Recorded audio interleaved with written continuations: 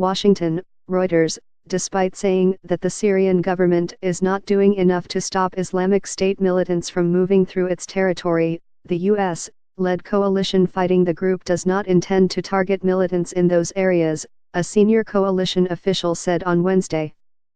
The comments by British Army Major General Felix Gedney indicate that the coalition will rely on the Syrian government to go after Islamic State militants in areas controlled by forces loyal to Syrian President Bashar al-Assad.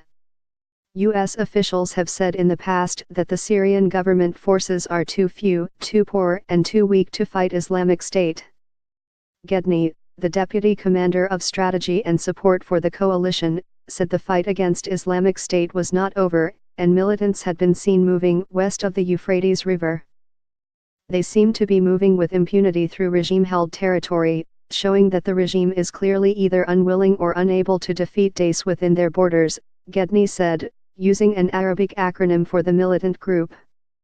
Syrian government forces and their allies, backed by Russian air power, are mostly on the western side of the Euphrates, while forces backed by the coalition are on the eastern bank. When asked whether the coalition will target the militants in areas controlled by the Syrian regime, Gedney said they did not plan to.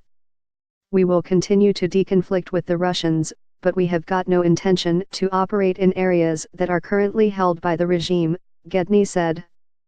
Russia and the United States have set up a communications channel to reduce the chance of fighting between the two rival campaigns against Islamic State. "We would call on the Syrian regime to clear ISIS from those areas that are currently under their control," he added. The coalition estimates that fewer than 1,000 Islamic State fighters remain in Iraq and Syria.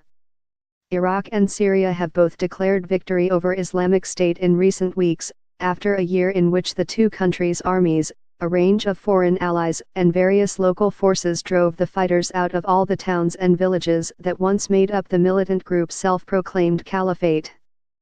U.S. Defense Secretary Jim Mattis has said the U.S. military will fight Islamic State in Syria as long as they want to fight. He said the U.S.